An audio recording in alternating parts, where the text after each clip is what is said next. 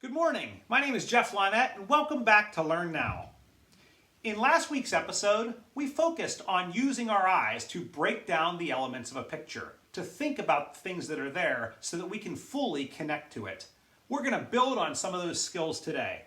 But as always, we're going to focus on three important things. Number one, stretching our brains. Number two, thinking deeply. And number three, and most importantly, having a lot of fun, so that we can continue to develop skills that will be important to us today, tomorrow, and throughout our lives.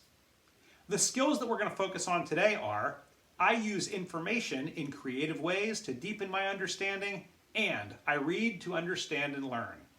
So let's talk about things that we get information from.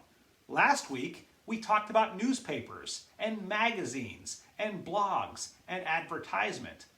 But is that the only place we get information? How about just using our eyes? What do we see? Can we read just by looking at the world? Can we take information in?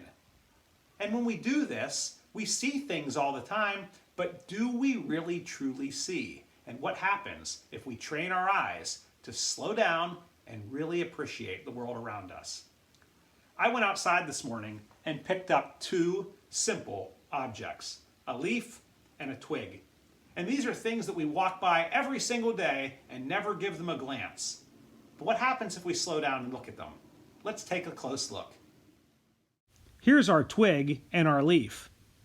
They don't look like much here, but what happens if we use the eyes of a scientist and zoom in closer? When we zoom in, we see the bumps, we see the textures, we see the wood grain. Some parts are thick, some parts are thin. There are a lot of amazing details that we would have never seen if we hadn't zoomed in and taken the time to use the eyes of a scientist.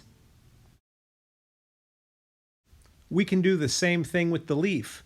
The outer edge, you can see it's like teeth of a saw going around. It's not smooth. It has a lot of details to it.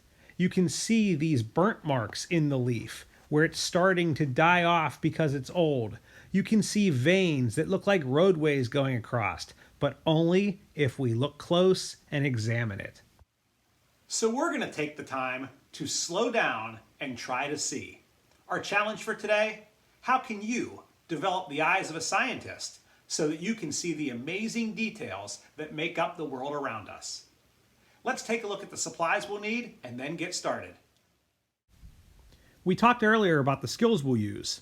I read to understand and learn, and I use information in creative ways to deepen my understanding. The materials are easy: a pen and a piece of paper.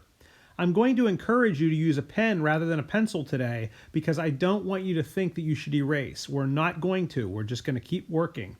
I also want you to watch these videos at your own pace. You can watch the whole thing, or you can break it up into smaller segments and hit pause in between the activities. It's completely up to you. I'm going to put my leaf on my piece of paper, and I'm going to start with my eyes where the star is. And I'm slowly going to move my eyes around the leaf, very slowly.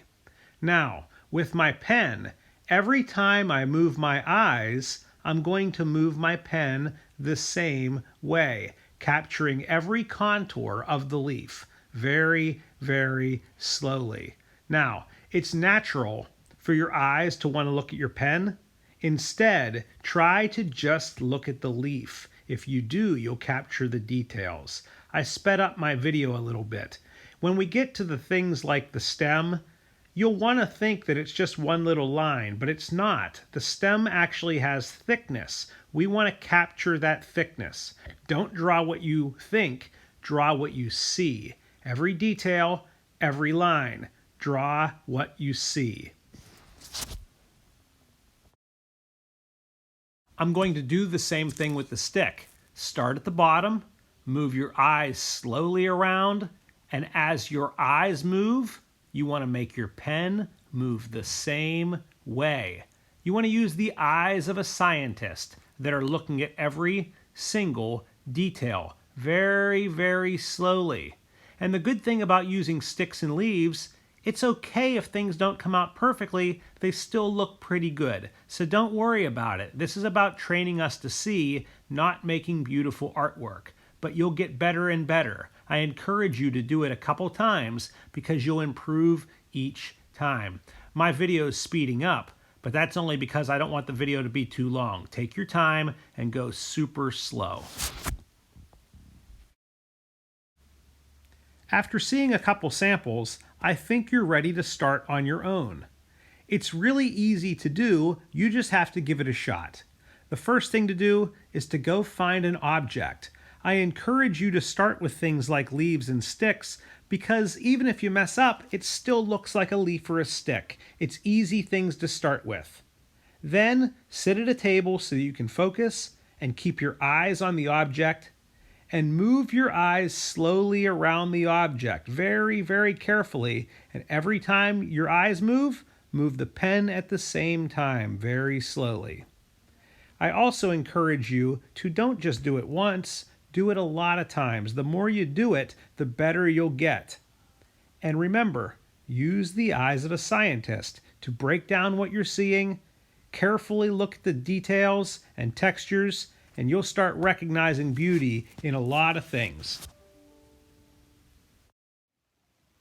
So I hope you had fun doing this activity, and I want to take the time to encourage you to reflect on what you did. What did you do well? What did you like about it? Did you notice that you got better and better as you went? And how much better would you do if you tried it again? And go back to the skills that we talked about. Did you use your eyes to gain new information and deepen your understanding? I hope so. Don't forget to share your work with your family, with your teacher, or with me. It's important to share the things we do and talk about them. And remember, you can go back and do an activity like this anytime. All you need is an object that you can look closely at. I used a leaf and a stick, but I could have used a lot of different things. It's up to you. It's true, you will improve your ability to draw if you do activities like this, but most importantly, you'll improve your ability to see the amazing world around us if you just slow down and use the eyes of a scientist. I hope this video helps you go the distance with your learning even while you're at home. See you next time.